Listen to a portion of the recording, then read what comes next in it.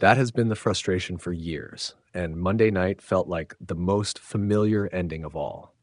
The script for Mike Tomlin's Pittsburgh Steelers has become painfully predictable. Sneak into the playoffs, inspire just enough hope to matter, and then exit quickly, quietly, and without ever looking like a true championship threat. The result against the Houston Texans wasn't just another loss, it was another confirmation. The Steelers' 30-6 defeat in the wild card round marked the seventh straight postseason loss under Tomlin, tying Marvin Lewis for the longest playoff losing streak by a head coach in NFL history. It also extended a stunning trend. Pittsburgh has now gone winless in its last 7 playoff appearances. For a franchise built on toughness, stability, and postseason excellence, that statistic alone tells a sobering story. This time, the gamble was Aaron Rodgers. The Steelers rolled the dice on one of the most accomplished quarterbacks in league history, hoping experience, poise, and pedigree could elevate a roster that has hovered around good but not great for far too long. Instead, the ending felt inevitable. This version of Rodgers is no longer the MVP caliber force who once dictated games with ease. Against a fast, disciplined, and aggressive Texans defense, the Steelers' offense never found traction. Rodgers' night unraveled completely in the fourth quarter. With Pittsburgh still clinging to faint hopes in a low-scoring game, the Texans' defense took over in brutal fashion. First came the strip sack. Will Anderson Jr. and Sheldon Rankins collapsed the pocket, swallowed Rodgers, and knocked the ball loose. Rankins recovered it behind the Steelers' offense and rumbled 33 yards for a touchdown, a defensive score that felt like a verdict more than a turning point. Then came the interception. Rodgers threw a pick six that sealed the game, making only a half-hearted attempt to chase the defender down the sideline. It was a jarring image, one of the greatest quarterbacks of all time trailing helplessly behind a Texans defender sprinting into the end zone. Moments later, Rodgers was pulled for Mason Rudolph. His final stat line, 146 yards on 33 attempts, told the story of a night where nothing worked. If that was the final quarter of Rodgers' career, it was an unceremonious ending. The last pass of his NFL life may well be a pick six in a blowout loss with boos raining down and his team unable to score a single offensive touchdown. Rodgers, for his part, was measured afterward. "I'm not going to make any emotional decisions," he said when asked about retirement. His future remains uncertain. But the larger questions in Pittsburgh go beyond the quarterback position. For the Texans, clarity came quickly. They advanced with confidence and authority, setting up a divisional round matchup against the New England Patriots. Houston knows exactly who it is. This is a defense-driven team, comfortable winning ugly, willing to let its defense dictate games even if the offense struggles. On Monday night, that identity carried them through. For the Steelers, the conversation immediately turned inward. Rodgers may retire, he may return. Either way, his time in Pittsburgh, if it is over, will be remembered for an unlikely division title and a playoff appearance that ended without resistance. The more complicated question surrounds Tomlin. Tomlin has been one of the NFL's most respected coaches for nearly 2 decades. He delivered a Super Bowl title, sustained winning seasons, and avoided the bottoming out cycles that plague many franchises. But patience in Pittsburgh is thinning. Fans have grown weary of hovering just above average, of playoff appearances that feel ceremonial rather than threatening. Earlier this season, chants of "Fire Tomlin" echoed through Acrisure Stadium after a home loss to Buffalo.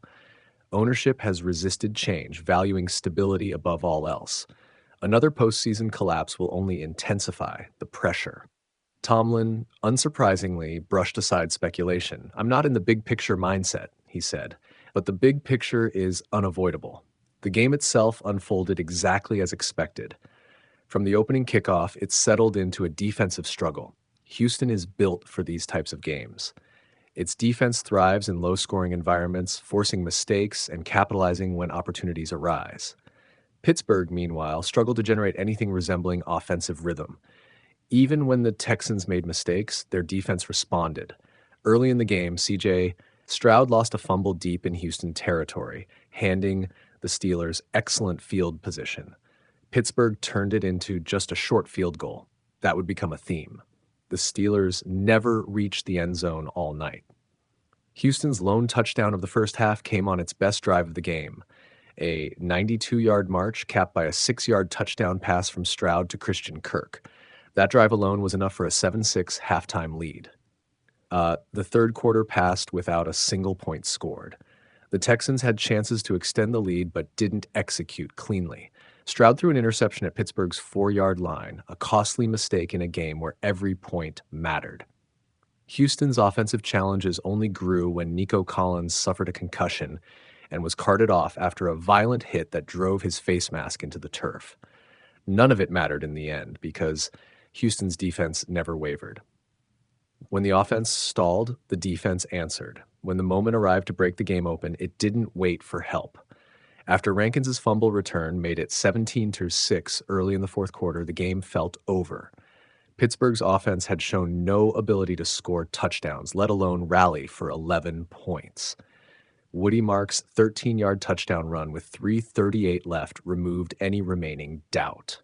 Callan Bullock's late pick six turned the final minutes into a public dismantling. As the fourth quarter wore on, boos poured down from Steelers fans. Each short pass, each failed third down, each lifeless drive drew louder frustration. The offense had been ineffective all season, and against a defense like Houston's, the limitations were exposed completely. A dink-and-dunk approach was never going to work, and there was no counterpunch. If this is the end for Rodgers, it's not the ending he envisioned. His last playoff win came all the way back at the end of the 2020 season in an empty stadium against the Rams during the height of COVID restrictions. Since then, the postseason has offered only disappointment. Rodgers played admirably this season given his age, but the physical limitations were evident. Against elite defenses, the margin for error was non-existent. The Steelers' ceiling with Rodgers was always limited. Even if they managed to grind past a team like Houston, anything beyond that felt unrealistic. In that sense, Monday night was less shocking than it was revealing. Tomlin's legacy now hangs in a strange balance. His tenure will always include a Super Bowl ring and years of competitiveness, but the back half of his run in Pittsburgh has been defined by playoff failures, stagnation, and unanswered questions. Whether he returns will be a decision ownership must confront, unless Tomlin makes it himself. At quarterback, the Steelers may not even have that choice. Rodgers' future is his alone.